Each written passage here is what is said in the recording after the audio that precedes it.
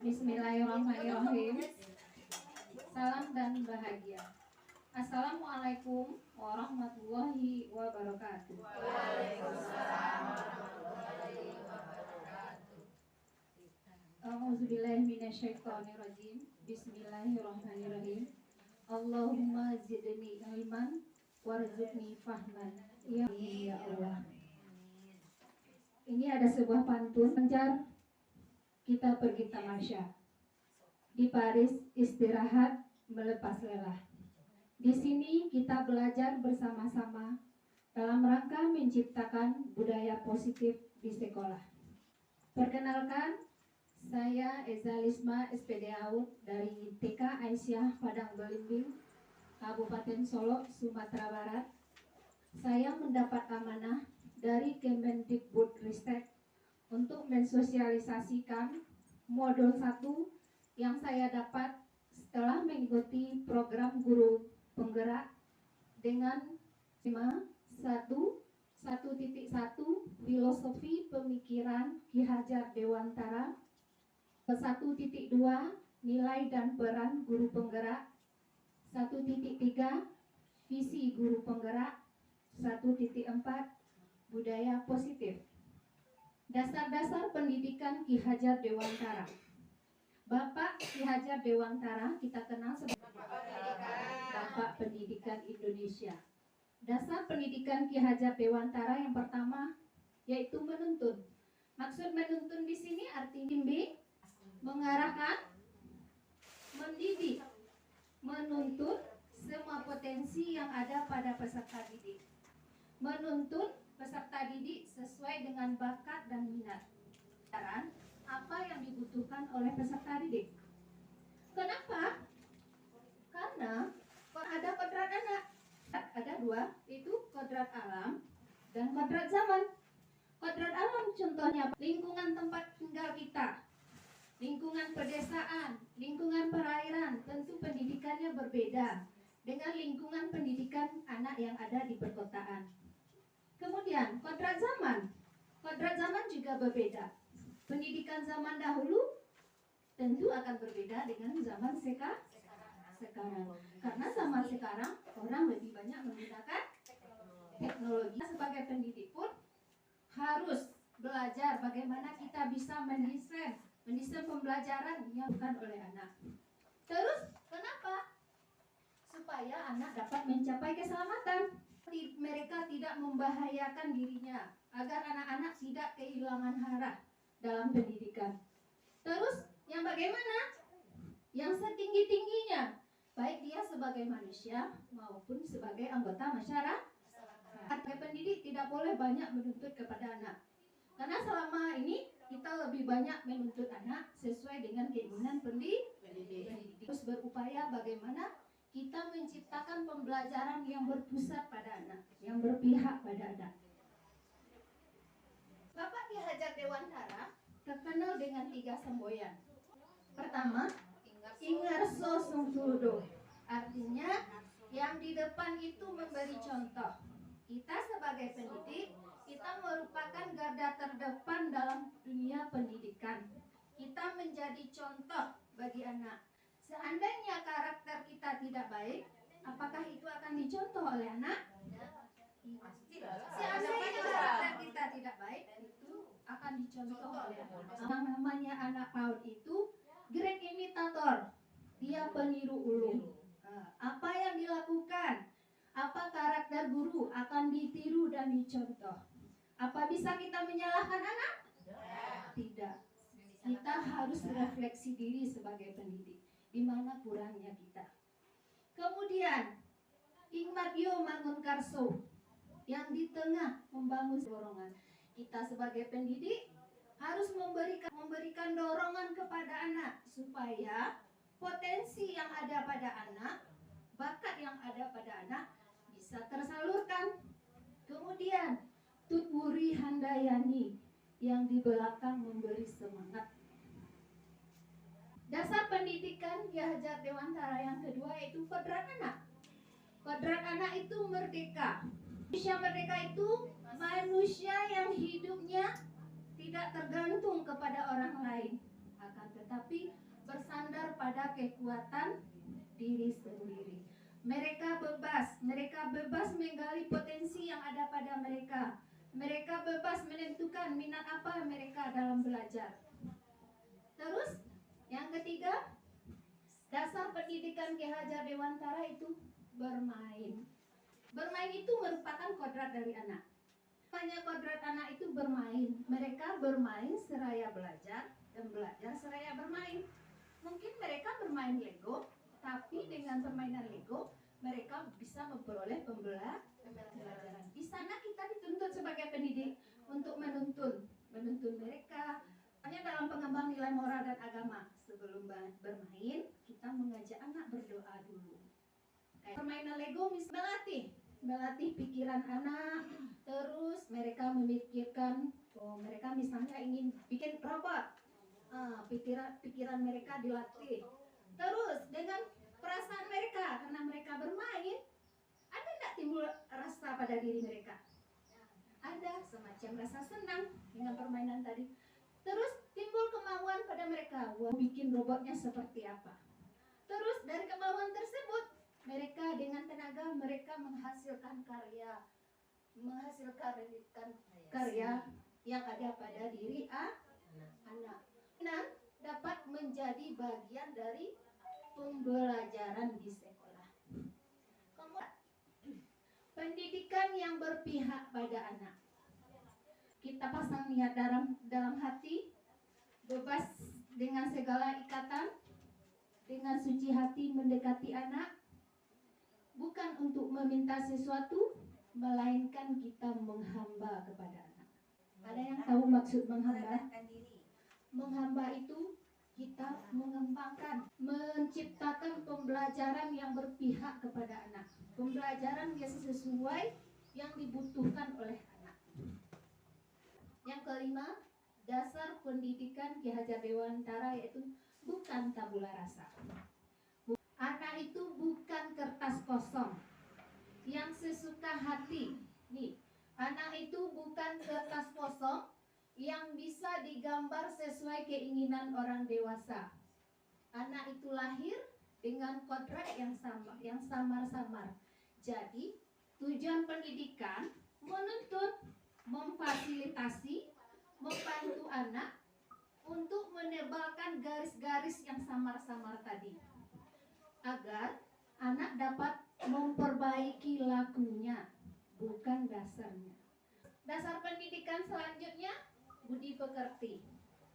Budi pekerti ini, kalau budi pekerti, mungkin selama ini kita menganggap budi pekerti itu adalah nilai-nilai kebaikan.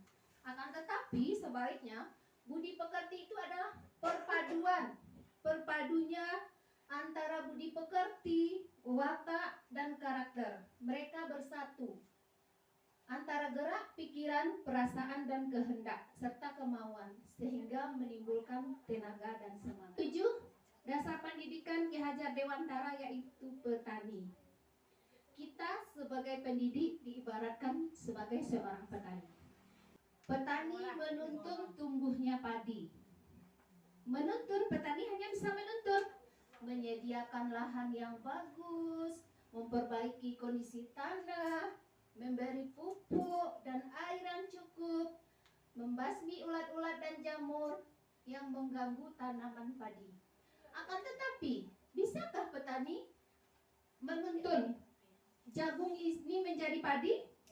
Atau padi berubah menjadi jagung? Tidak. Jadi kita pendidik pun diibaratkan seperti petani. Tugas kita hanya menuntun anak, memfasilitasi. Tetapi apakah bisa kita mengubah? Misalnya ada anak yang potensinya pada bidang literasi, mereka mungkin hebat dalam bidang bahasa. Akan tapi, bisakah kita paksakan dia untuk hebat pada numerasi? Enggak. Jadi tugas kita hanya menuntun. Modul 1.2, nilai dan peran guru penggerak. Di sini bukan saja untuk guru penggerak, tetapi untuk kita semua. Pertama, nilai guru penggerak. Pertama, mandiri. Kenapa kita harus mandiri? Harus bisa merancang pembelajaran sendiri. Kita bisa belajar dari apapun supaya terciptanya pembelajaran yang berpusat pada anak. Kita tidak tergantung pada siapapun. Kemudian reflektif, misalnya dalam pembelajaran kurang menyenangkan bagi anak. Apakah kita bisa menyalahkan anak? Enggak. Kita harus refleksi diri. Di mana kurangnya saya? Apakah pembelajaran yang selama ini saya berikan kurang menarik bagi anak? Terus kolaboratif. Maksudnya di sini bekerja sama dengan rekan sejawat. Untuk menciptakan budaya positif kita harus bekerja sama dengan rekan sejawat. Terus inovatif, menciptakan sesuatu yang baru, yang bermakna nantinya bagi anak. Terus berpihak pada anak, maksudnya di sini seorang pendidik harus mampu merancang pembelajaran yang sesuai dengan bakat dan minat anak, sesuai dengan apa yang dibutuhkan oleh. Dan peran guru penggerak ini bukan buat guru penggerak saja, buat kita semua. Peran sebagai pendidik itu menjadi pemimpin pembelajaran. Maksudnya sebagai pendidik kita menjadi pemimpin. Bagaimana kita membuat kurikulum, menciptakan kurikulum yang sesuai dengan kebutuhan anak, merancang pembelajaran yang diinginkan oleh anak. Kemudian menggerakkan praktis, maksudnya kita punya rekan sejawat misalnya di kelompok kecil, dari sekolah saja dulu, dari lingkungan sekolah kita menggerakkan rekan-rekan sejawat, semua pemangku kepentingan yang ada di sekolah. Lanjut lagi, terus ke komunitas, kita menggerakkan komunitas kita bisa menciptakan budaya positif di sekolah. Terus menjadi coach bagi guru lain, misalnya punya keahlian untuk membuat pembelajaran, misalnya pada berbagai aplikasi kita bersedia menjadi narasumber, mengajarkan kepada teman, contohnya pada aplikasi Canva. Terus mendorong kolaborasi antar guru, dorong teman-teman untuk berkolaborasi, bekerja sama dalam dunia pendidikan dalam rangka menciptakan budaya positif.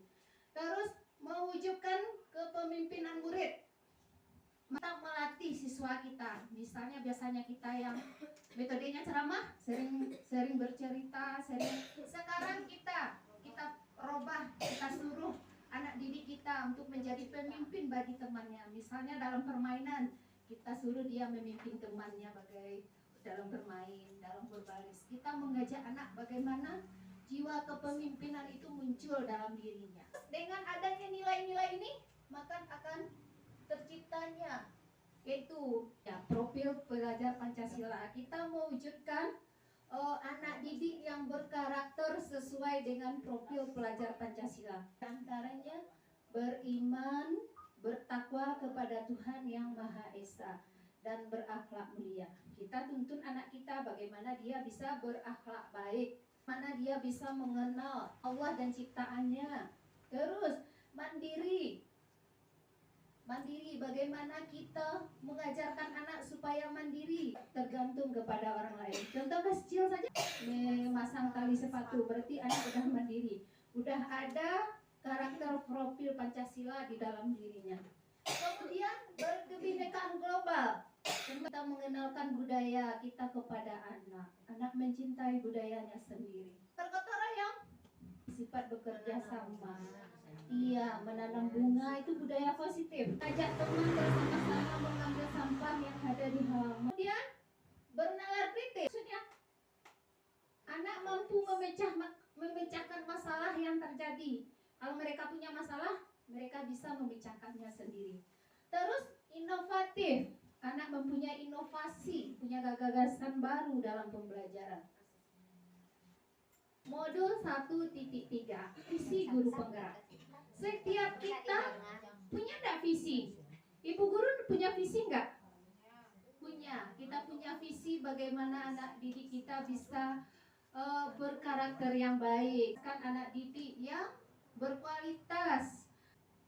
Saya ingin anak didik saya pintar dalam hal ini, itu visi. Untuk mewujudkan visi, kita ada suatu pendekatan namanya yaitu apresiatif atau IA. Dengan tahapan bagja, pertama kita yaitu buat pertanyaan. Untuk mewujudkan visi kita buat pertanyaan dulu.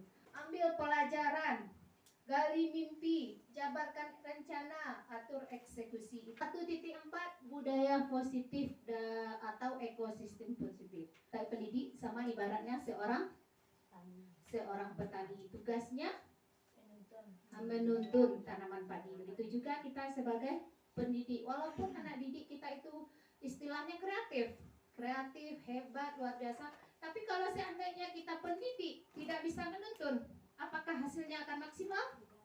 Tidak. Tentu kita butuh proses, butuh kesabaran. Istilahnya seperti kita naik jenjang. Apakah bisa kita lompat dari jenjang 1 ke jenjang yang 4? Tidak. Semuanya butuh proses. Kita butuh tahap, kita butuh kesabaran. Potensinya berbeda-beda. Jadi kita harus sabar menuntun. Semangat.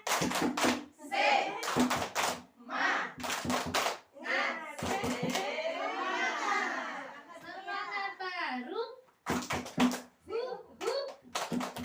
Ha. Asik. Yeah. Perubahan paradigma teori kontrol atau ilusi kontrol. Pertama, ilusi guru mengontrol murid. Apakah ibu bisa mengontrol murid? Tidak bisa mengontrol kita. Itu miskonsepsi yang selama ini. Terus, ilusi bahwa kritik membuat orang merasa bersalah dapat membuatkan karakter. Dua buah ibu guru yang sedang bertengkar, kemudian ada seorang teman datang memarahi, memberi kritik. Apakah bagi guru A ini berbuat baik, yang satu ini misalnya kurang baik. Kemudian datang guru C memarahi langsung ibu guru yang kurang baik ini. Apakah kritikan ini bisa menguatkan karakter orang yang berbuat salah? Tidak. Berarti itu ilusi yang salah selama ini. Kemudian ilusi bahwa semua penguatan positif, efektif dan bermanfaat. Apakah kritikan yang diberikan orang tadi itu bermanfaat bagi kita?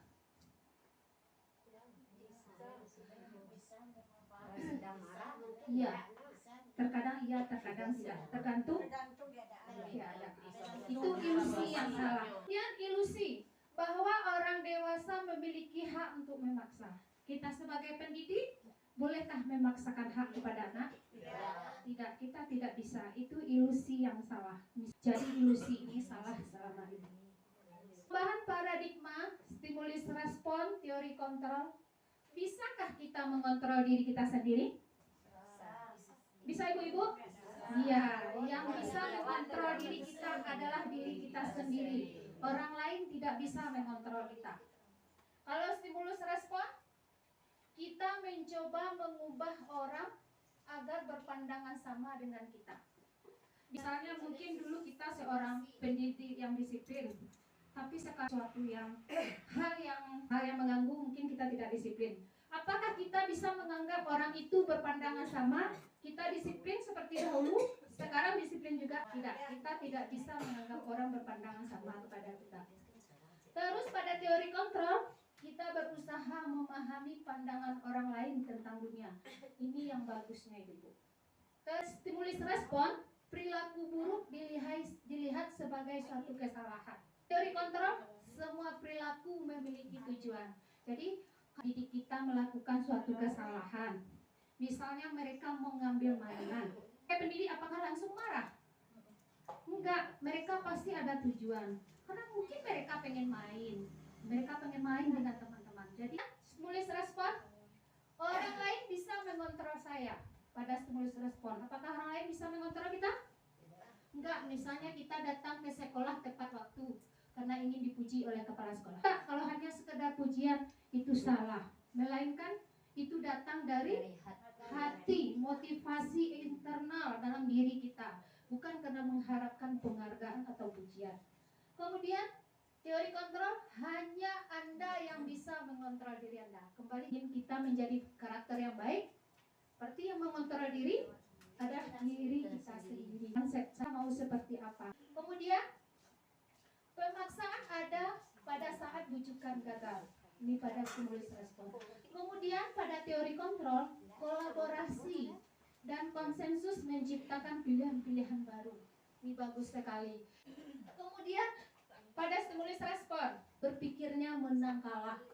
Kalau teori kontrol, modelnya berpikirnya menang-menang. Saya harus menang, saya pengen jadi seperti apa.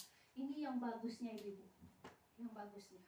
Disiplin berasal dari bahasa Latin, disiplina, yang artinya belajar. Dengan disiplin kita belajar. Tepat waktu, berarti kita disiplin menghargai waktu. Terus makna asal dari kata ini berkonotasi dengan disiplin diri dan murid-murid Sokrates dan Plato. Kemudian disiplin diri membuat orang menggali potensinya menuju sebuah tujuan apa yang dia hargai. Jadi dengan sikap disiplin kita bisa menggali potensi yang ada pada diri kita untuk menuju sebuah tujuan yang kemudian dihargai. Dalam budaya kita, makna kata disiplin telah berubah menjadi sesuatu yang dilakukan seseorang pada orang lain untuk mendapatkan kepatuhan. Kecenderungan umum adalah menghubungkan kata disiplin dengan ketidaknyamanan, bukan dengan apa yang kita hargai dan pencapaian satu tujuan. Selama ini kita menganggap disiplin itu mendapatkan kepatuhan. Misalnya, kalau seandainya ibu-ibu tidak pakai helm pergi ke pasar, karena razia itu karena patuh kepada peraturan. Akan sebaliknya, kita harus berpikir bahwa itu adalah tujuan untuk keselamatan pada diri kita. Kita yakini bahwa itu adalah sesuatu yang baik yang bisa menyelamatkan diri kita. Teori motivasi perilaku manusia. 1. Untuk menghindari ketidaknyamanan atau hukuman, apa yang akan terjadi apabila saya tidak melakukannya? Ini motivasi dari luar. Misalnya, kalau saya terlambat ke sekolah, saya akan mendapat sanksi dari kepala sekolah. Itu merupakan motivasi eksternal, motivasi. Apakah ibu-ibu nyaman dengan kejadian seperti itu? Enggak nyaman. Kemudian untuk mendapatkan imbalan dari orang lain atau institusi, apa yang akan saya dapatkan apabila saya melakukan? Contohnya, ada anak yang patuh, kita kasih dia stiker bintang misalnya. Terus karena dia patuh, dia mendapatkan stiker bintang. Itu merupakan motivasi eksternal, motivasi luar. Jadi kedua ini levelnya terendah, kurang bagus. Yang bagus itu adalah untuk menghargai diri sendiri, menjadi insan sesuai harapan kita. Saya akan menjadi seperti apa bila saya melakukannya. Itu merupakan motivasi yang ada dalam diri kita guna untuk mencapai tujuan disiplin. Jadi merupakan lingkup dari pertama ini peraturan kelas. Apakah ibu udah pernah membuat peraturan kelas? Peraturan kelas itu dibuat bersama-sama antara guru dan murid. Untuk apa? Untuk disepakati bersama. Seandainya peraturan itu dilanggar, apa yang akan didapatkan? Hukuman. Kemudian dari peraturan kelas ini kita naik ke keyakinan kelas. Keyakinan kelas itu kita bikin bersama anak didik. Terus kita bikin di kertas misalnya, kemudian kita tempel misalnya pada keyakinan kelas itu merapikan barang pada tempatnya. Merapikan barang pada tempatnya berarti ada sikap tanggung jawab, berpakaian rapi, menghargai teman yang ada di depan kita buat. Terus kita tempel di dinding. Nanti kalau seandainya dalam suatu kelas misalnya ada permasalahan yang tidak merapikan barang pada tempatnya, kita ajak anak, ayo anak ibu, siapa tahu apa keyakinan kelas kita yang kita bikin kemarin. Jadi dengan demikian adanya motivasi internal dari anak. Oh iya, kita bikin ini kemarin ibu, ada sikap tanggung. Terus naik lagi kepada lingkungan positif, terus lingkungan yang baik, lingkungan yang bagus, terus lagi kebesar cakupannya budaya positif. Kalau di sekolah kita udah budaya positif, udah tertanam kan ibu, misalnya baru datang kita salaman, anak salaman sama ibu guru, itu merupakan budaya positif. Terus misalnya ada sampah bersebaran di halaman kita, boleh nggak kita memerintah anak ibu? Enggak, kita jadi teladan. Ayo kita dulu yang ikut, kita dulu yang ngomong. Harus keyakinan kelas. Kenapa harus mengapa tidak peraturan saja? Mengapa harus keyakinan kelas? Mengapa kita memiliki peraturan harus menggunakan helm bila mengendarai kendaraan roda 2? Kalau itu peraturan, pasti akan ada hukuman. Tapi Tapi kalau itu seandainya keyakinan, sebuah keyakinan, kita yakin bahwa itu adalah untuk keselamatan diri kita sendiri, pasti kita akan mematuhi. Maka kita memiliki peraturan 3M, menggunakan masker, mencuci tangan, dan menjaga jarak. Kalau seandainya itu peraturan, kita takut karena akan hukuman. Tapi kalau keyakinan itu adanya dorongan atau motivasi dalam diri kita untuk melakukan suatu kebaikan. Terus, mengapa kita memiliki peraturan harus datang tepat waktu pada saat mengikuti pelatihan? Kalau seandainya itu peraturan, apakah ibu-ibu datang karena peraturan? Bukan, kita datang karena motivasi, adanya keyakinan dari kita untuk belajar, untuk menimba ilmu. Terus kesepakatan kelas, datang tepat waktu, mengucapkan salam, menjaga kebersihan sekolah, berdoa sebelum dan sesudah kegiatan, aktif dalam belajar, tertib, itu merupakan kesepakatan kelas. Kalau seandainya ada langgaran, pasti mereka akan mendapat hukuman. Tapi kalau ini kami guru dan murid yang saling menyayangi, itu termasuk peraturan apa? Keyakinan? Keyakinan, adanya sikap menghargai dalam diri kita. Terus kami murid yang semangat belajar, termasuk apa ibu? Peraturan kah? Apa keyakinan? Keyakinan, adanya semangat dalam diri kita untuk mau belajar. Terus kami murid yang peduli dengan teman-teman, termasuk peraturan apa keyakinan? Keyakinan, adanya sikap peduli kita kepada teman yang lain. Ini ada sebuah peraturan, ini sebuah keyakinan. Kira-kira selalu kembalikan buku ke tempatnya, berarti keyakinannya adanya sikap tanggung jawab yang kita tanamkan kepada anak didik kita. Terus dilarang mengganggu orang lain, adanya sikap menghormati kepada diri dan orang lain. Terus hadir di sekolah 15 menit sebelum pembelajaran, menghormati orang lain, komitmen pada tujuan. Terus dilarang melakukan kekerasan, gunanya untuk keselamatan. Terus kita juga menghormati orang lain. Terus bergantian atau menunggu giliran, kita menanamkan kepada anak untuk bergantian, sikap sabar, sikap antri. Itu termasuk keyakinan menghormati orang lain atau kesabaran. Terus gunakan masker. Iya, tujuannya untuk kesehatan dan keselamatan diri kita. Terus jangan berlari di kelas atau koridor, tujuannya keselamatan atau keamanan. Tindakan guru, mencatat 100 kali di dalam buku kalimat, saya tidak akan terlambat lagi karena terlambat ke sekolah. Termasuk apa ibu? Hukuman. Ini lapangan basket 2 kali karena terlambat hadir di ses, termasuk hukuman. Murid diminta untuk push up 15 kali karena tidak menggunakan masker ke sekolah. Hukuman itu sangat menyakitkan sekali. Terus menggantikan kertas tugas teman yang telah dicoret. Konsekuensi ini yang bagusnya, konsekuensi yang kita bikin bersama.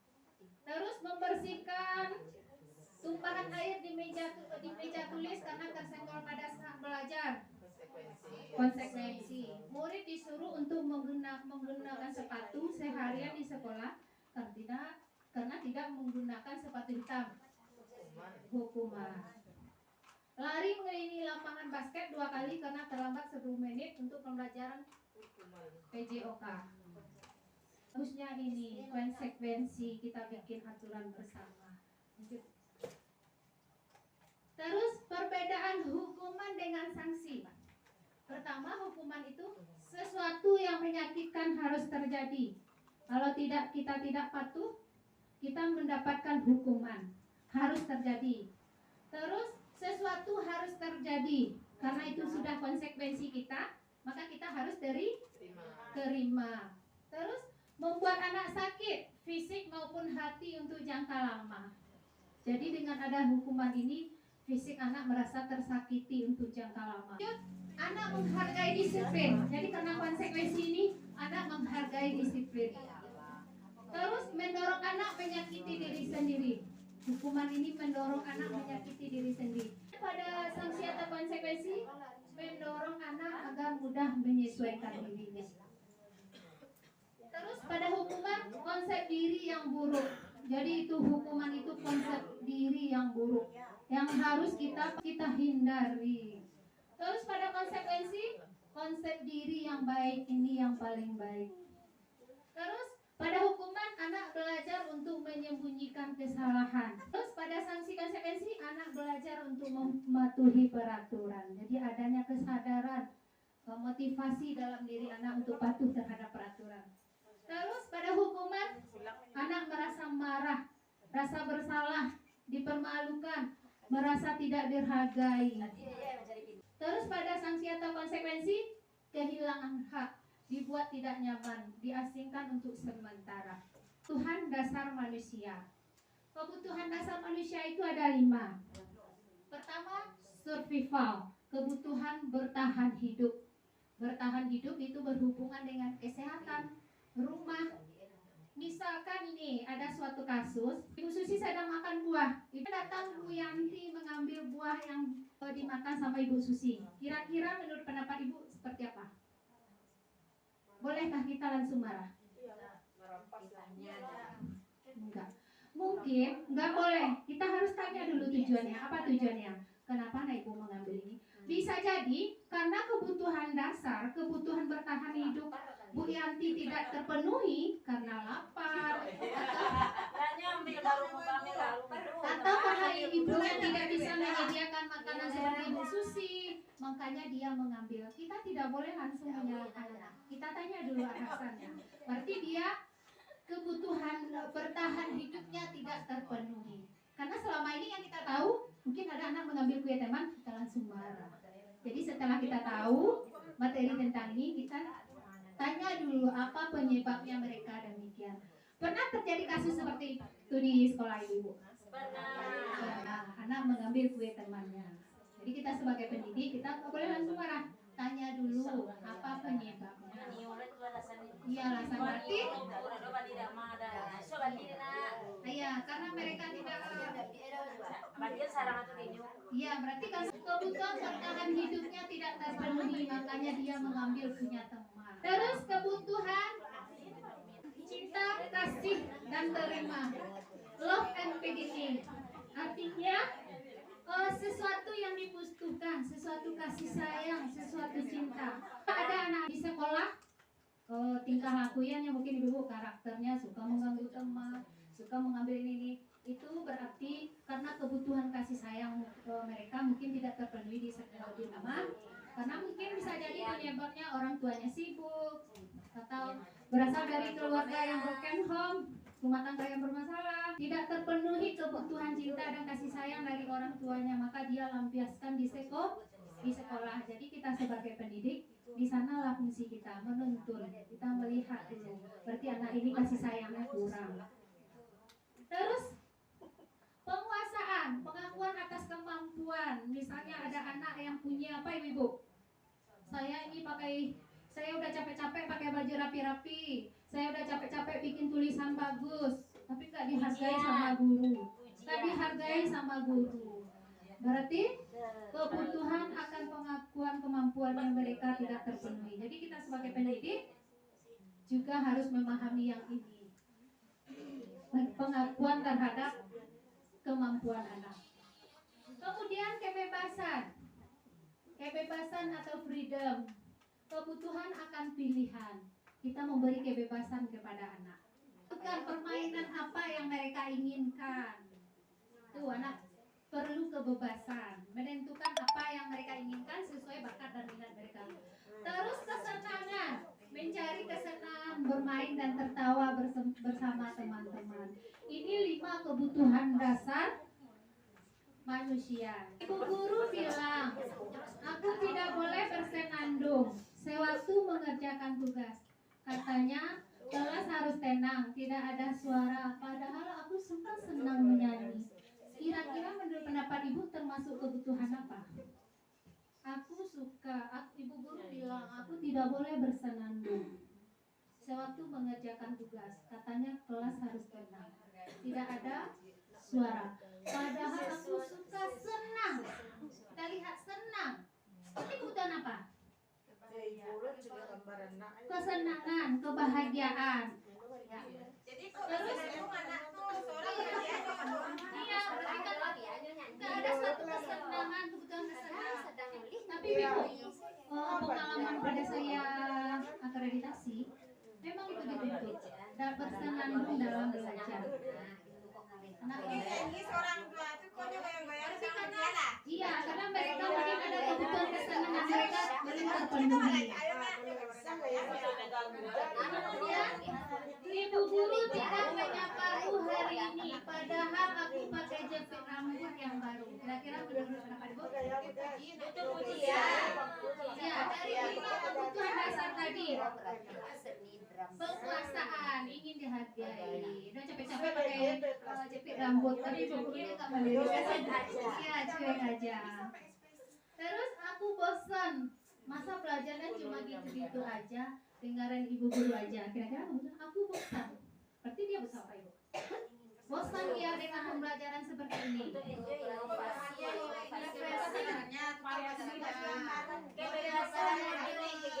Aku bosan, dari kata-kata bosan. Iya, kebebasan. Boleh dia milih yang pelajaran yang lain, bosan dia dengan metode kayak gini misalnya. Ah iya, dia ingin. Terus aku sebel, gambarku tidak rapi kalau ibu guru nunjukin ke teman-teman di depan kelas. Aku sebel. Iya, perasaan ingin dihargai. Terus 5 posisi kontrol. Motivasi, identitas gagal, kontrol dari luar, identitas berhasil, sukses, kontrol dari luar, identitas berhasil, sukses, kontrol diri. Penghukum, pembuat orang merasa bersalah, teman, pemantau, manajer. Jadi 5 posisi kontrol yang harus kita pahami. Pertama, guru berbuat. Kalau penghukum, nih, menghardik, kata-katanya menghardik, menunjuk-nunjuk, menyakiti, menyindir, itu pada kata-kata penghukum. Pada pembuat orang bersalah, berceramah dan mengatakan seharusnya ibu kecewa. Terus pada teman, membuat alasan-alasan untuk muridnya. Terus pemantau, menghitung dan mengukur. Manajer, mengajukan pertanyaan-pertanyaan. Terus guru berkata, kalau pada penghukum, ini kata guru, kalau kamu tidak melakukannya, awas, nanti rasakan nanti. Boleh nggak kita lakukan seperti itu? Itu kata-kata dari penghukum. Terus pembuat orang merasa bersalah. Kamu seharusnya sudah tahu. Ibu lelah sekali mengatakannya. Ibu stres. Itu kata-kata pembuat orang. Sebagai teman, kita sebagai teman kadang-kadang kata-katanya, ayolah, lakukan demi ibu. Masa kamu tidak mau? Ingat tidak pernah. Terus pada pemantau, apa peraturannya? Terus manajer, apa yang kita yakini, apa yang bisa kita kerjakan untuk memperbaiki masalah ini? Itu kata-kata. Terus hasilnya lagi, hasil dari penghukum, memberontak. Jadi anak menjadi pemberontak, menyalahkan orang lain, bahkan berbohong. Terus pada pembuat orang merasa bersalah, murid meletakkan guru di dalam dunia berkualitas. Terus pada teman, murid meletakkan guru sebagai orang yang sangat penting di dunia berkualitas. Terus pada pemantau, murid meletakkan guru, peraturan dan hukum di dunia berkualitas. Terus pada manajer, murid meletakkan dirinya sebagai individu yang positif dalam dunia berkualitas. Terus murid berkata, biarkan saja, nanti juga marah-marah sendiri. Terus pada pembuat orang merasa bersalah, maafkan saya. Terus pada teman, saya pikir bapak ibu teman saya, ternyata begitu. Terus pada pemantau, berapa banyak bintang yang saya harus peroleh, berapa halaman yang harus saya tulis. Terus pada manajer, bagaimana caranya saya bisa memperbaiki keadaan. Terus dampak pada murid, mengulangi kesalahan. Jadi kalau pada penghukum, anak mengulangi mengulangi kesalahannya. Terus pada membuat orang merasa bersalah, merasa rendah diri. Terus pada teman, lemah, tidak mandiri, tergantung. Terus pada pemantau, menitik beratkan pada sanksi atau hadiah untuk dirinya. Pada manajer, mengevaluasi diri, bagaimana cara memperbaiki. Kayaknya ada anak yang berbuat masalah yang tidak kita inginkan. Kira-kira ibu di posisi mana? Penghukum kah, teman kah, pembuat orang bersalah kah, manajer kah, atau pemantau? Misalnya ada anak yang berbuat salah, terus kira-kira yang paling bagusnya kita berada pada posisi mana? Pada posisi manajer. Di dalam kelas, di lingkungan sekolah, kita berada pada posisi manajer. Nih, mengajukan, kalau seandainya anak berbuat salah, kita ajukan pertanyaan, ya ibu, kenapa ya? Nah, kita ajukan pertanyaan, terus apa ya yang kita yakini, apa ya yang bisa kita kerjakan untuk memperbaiki kesalahannya. Terus menguatkan pribadi, kita kuatkan pribadinya. Murid-murid dirinya sebagai individu yang positif dalam dunia berkualitas. Bagaimana caranya saya bisa memperbaiki keadaan, mengevaluasi diri, bagaimana cara memperbaiki diri. Kira-kira selama ini kita berada pada posisi mana ibu-ibu? Selama kita mendidik, posisi mana yang paling banyak kita lakukan selama ini? Penghukum kah? Pembuat orang bersalah kah? Di level mana kita berada? Macam-macam. Oh, penghukum ada, manajer ada, pemantau ada. Jadi Setelah dapat pelatihan bisa. iya benar. Jadi setelah kita tahu materi ini, yang paling bagusnya kita berada pada level posisi manajer. Manajer bagi anak. Kalau ada anak bermasalah, kita datang, kita tanya apa penyebabnya, kita perbaiki hubungan keduanya. Setelah ibu mendapatkan materi ini, insya Allah kita kedepannya menjadi lebih baik. Ya, amin. Sama-sama menciptakan budaya positif di sekolah. Institusi adalah proses menciptakan kondisi bagi murid untuk memperbaiki kesalahan mereka sehingga mereka bisa kembali kepada kelompok mereka dengan karakter yang lebih kuat. Jadi restitusi ini menciptakan kondisi untuk memperbaiki kesalahan sehingga murid kembali kepada tempatnya dengan kondisi yang lebih baik, dengan karakter yang lebih baik. Lanjut Bu Rina. Ciri-ciri restitusi. Pertama, bukan untuk menebus kesalahan, namun untuk belajar dari kesalahan. Dua, memperbaiki hubungan. Dengan restitusi kita bisa memperbaiki hubungan kalau ada dua anak yang sedang bermasalah. Tawaran bukan paksaan. 4. Restitusi menuntun anak untuk melihat ke dalam diri. 5. Restitusi mencari kebutuhan dasar yang mendasari tindakan. Terus 6. Restitusi diri adalah cara yang paling baik. 7. Restitusi fokus pada karakter bukan tindakan. 8. Restitusi fokus pada solusi. Jadi restitusi itu fokus pada mencari permasalahan, solusi penyelesaiannya, bukan melihat masalahnya. Terus restitusi mengembalikan murid yang berbuat salah pada kelompoknya. Lanjut Bu. Nih, segitiga restitusi. Pertama itu segitiga restitusi ini ada 3, itu menstabilkan identitas. Misalnya ada anak bermasalah, kita sebagai pendidik, bagaimana cara kita menstabilkannya? Yaitu kita bilang pada anak, setiap orang pasti pernah melakukan kesalahan. Kamu bukan satu-satunya yang pernah melakukan kesalahan. Terus nih, menstabilkan identitas kita. Terus menanyakan keyakinan. Nilai apa yang telah kita sepakati? Kamu ingin menjadi orang yang seperti apa? Terus validasi tindakan yang salah.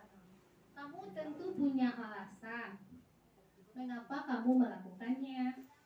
Adakah cara yang lebih efektif untuk mendapatkan yang kamu butuhkan? Ya, kembali kepada restitusi. Iya. Ya, kembali kepada restitusi. Masalahnya ya. anak yang gabung kawat ke PAUD itu belum tentu dia itu punya lingkungan yang bagus, mungkin kebiasaan di lingkungannya, apakah di rumah tangga, bagaimana kan. Jadi sampai di sekolah mungkin itu agak terbawa gitu kan. Jadi sejauh apakah kita bisa meluruskan yang seperti itu gitu.